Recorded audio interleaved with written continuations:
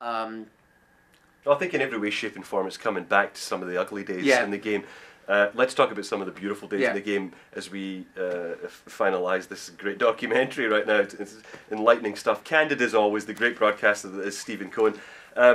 Football on this continent and football on that continent, from where we've came from and our journey in the United States. How do you see MLS today? I see it as a thriving league that is finding its place in not only the sporting landscape of America, but the footballing landscape of the world. Is it getting the respect it deserves? It's getting some of the respect it deserves, but it's never going to be what it really wants to be. I've said for many years that where MLS got it wrong for a long time was that they thought they were competing against the NFL, the NBA, the NHL, and whatever. They were always competing. As long as I could turn my television on at 4:30 on a Saturday morning and watch the Premier League and go for the next 8 hours watching that, Serie A, the Bundesliga and the Liga, then you're going to have a tough time getting me to watch what I know to be an inferior product at 3 o'clock or 7 o'clock that evening. They have found their place. I think they understand it is about the rivalries. It's about the region. In a country this big, it has to be about regionality. What they're doing in the Northwest, Vancouver, Seattle, and Portland, brilliant. What they're starting to do, what I think that is going on in the East with New York and Philly and DC and New England, it's great. If Chivas were any better in LA, it would be better between them and the Galaxy. So I think they're finding their way. You and I disagree on the impact that Beckham has had, but I think Beckham's been an embarrassment here. I really do. I think he's put some bums in seats, there's no question about it. But I think he's been an embarrassment. For what they paid for, they were entitled to get an awful lot more. And I dare say they will not make that mistake again. Or ever admit it. Well, they certainly will never admit it, but they will never make that mistake again. So I think MLS is in a great position. I hope they cap it at 20 teams. I hope they don't just keep going for the 40, 50, 60 million they're getting for each franchise now. I hope it's capped at 20 with the Cosmos. Be done with it. And then develop your league. It doesn't always need... More is not always better. It really isn't. Less can be more. The talent pool here isn't enough. You're not going to give the teams enough money to spend to make it so there are superstars throughout the league. But you're going to find a nice place in the footballing world. For example, if Agudelo grows in the manner we think he's going to grow, he'll be gone in 2 years. Yeah. He'll be gone.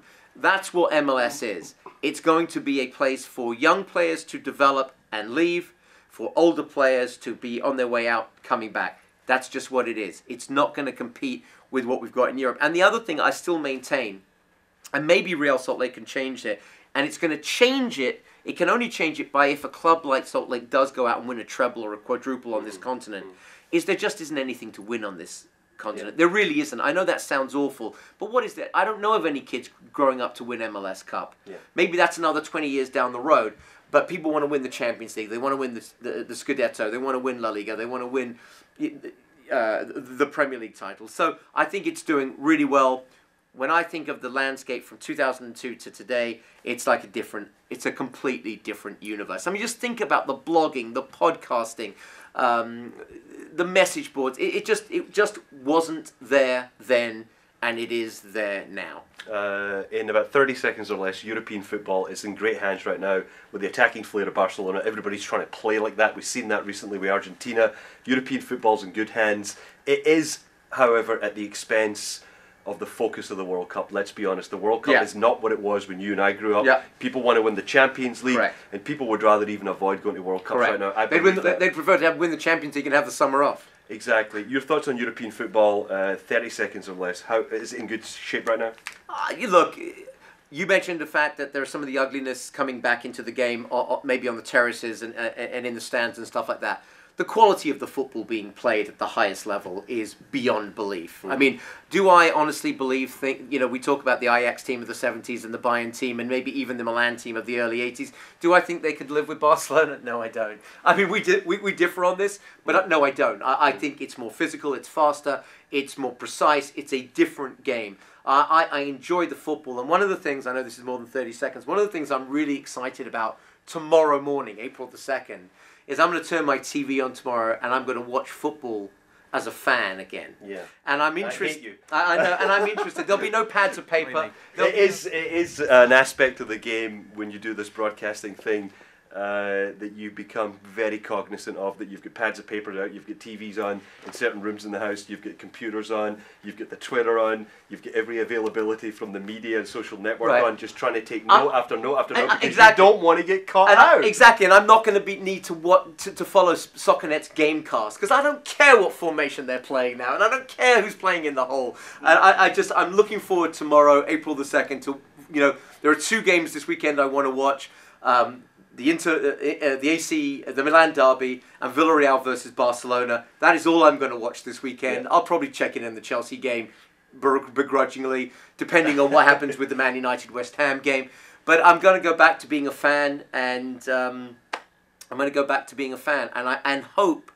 I really, beyond all hope, really hope that somehow, not being in the broadcasting world anymore, that I can develop the passion again as a fan, maybe even reintroduce myself to Chelsea as a fan. But I think the hurt is so deep that what they did, I very much doubt it. And maybe I'll stick with Barcelona. Stephen, you've been called the voice of soccer in the United States. You certainly are. There's no question about it. You are, when you look up the word pioneer in the football dictionary, your face is right there with many other great people in this game. You should be proud of that. You're loved and revered across this country, whether people love you or hate you. They did certainly never ignore you, and that is something to be proud of. You've become a great confidant to me, a great advisor, but more than anything, a great friend. I wish you all the best in the future, Stephen. Thanks. Good luck. Cheers. Thank you.